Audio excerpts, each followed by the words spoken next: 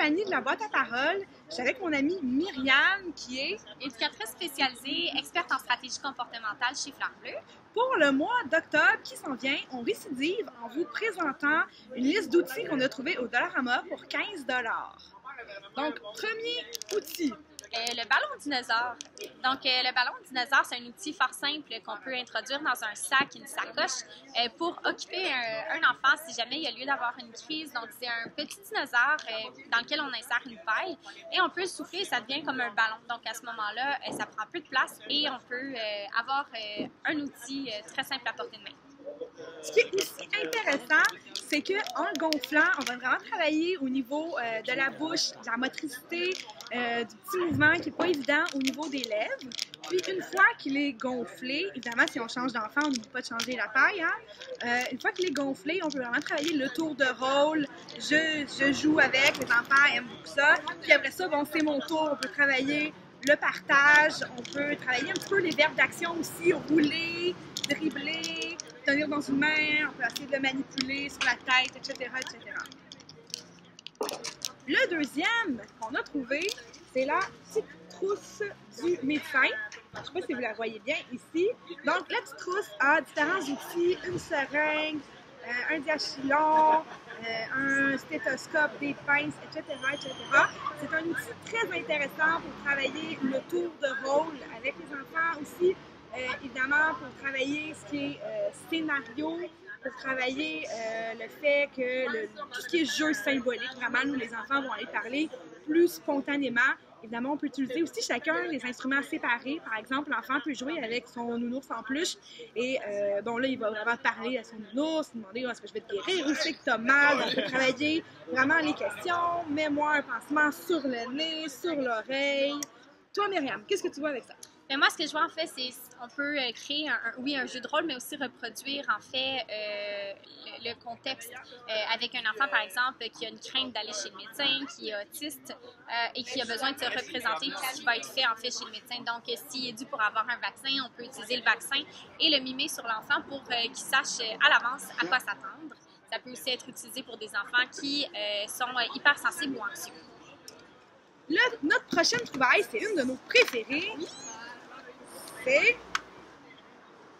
petites marionnettes qui sont en genre de caoutchouc, une texture assez étrange. Au niveau du comportement, qu'est-ce qu'on peut faire avec ça, Myriam? En fait, au niveau du comportement, ce qui est intéressant, c'est qu'on peut se servir de petites marionnettes pour les faire parler selon nos expressions de colère. Donc, souvent, les enfants se sentent mal de mentionner à leurs parents ce qui va pas bien, pourquoi ils sont fâchés contre eux. Alors, on peut dépersonnaliser nos émotions en utilisant la marionnette et en la faisant parler à notre place. Je suis fâchée! Au niveau du langage, évidemment, on peut essayer de travailler, montrer à l'enfant où on veut que le son soit fait dans la bouche. On peut également s'amuser avec nos tons de voix, comme je l'ai fait. Bonjour, mon ami! On peut aller avec les bruits d'animaux, les onomatopées. Donc, que fait le dinosaure? Il rugit. On peut vraiment aussi laisser l'enfant, même c'est ça qu'il faut faire, il faut laisser l'enfant manipuler, jouer avec, s'amuser avec ses camarades et aller un peu dans la spontanéité. Je pense que c'est très important. Oui, exactement. On va pour celle-là? Donc, oui. Ici, on a trouvé un jeu, et non, ce n'est pas à utiliser avec de l'alcool.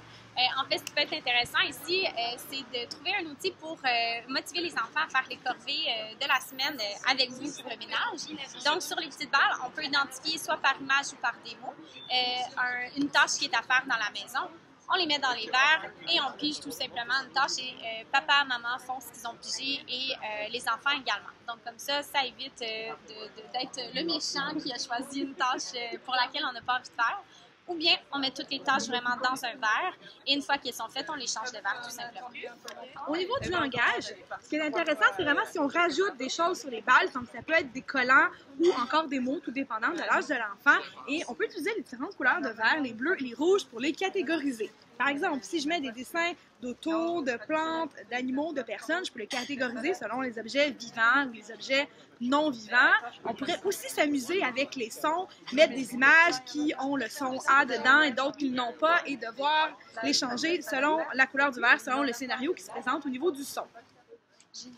Enfin, notre dernier petit instrument jeu plutôt. C'est un domino, les premiers dominos pour les enfants de 18 mois et plus. Est-ce que je tiens la boîte à l'endroit? Oui, je fais à l'endroit. Donc, comme vous voyez, c'est des petits animaux peints en bois. Les couleurs sont vraiment vives. Au niveau du langage, c'est très intéressant. Un, pour la catégorisation, mais aussi on peut aller avec est-ce que c'est un animal qui vit dans les arbres? Est-ce que c'est un animal qui mord? Donc, on peut aller vraiment chercher les mots interrogatifs ou les mots dans lesquels on veut inciter l'enfant à mettre un accent dessus.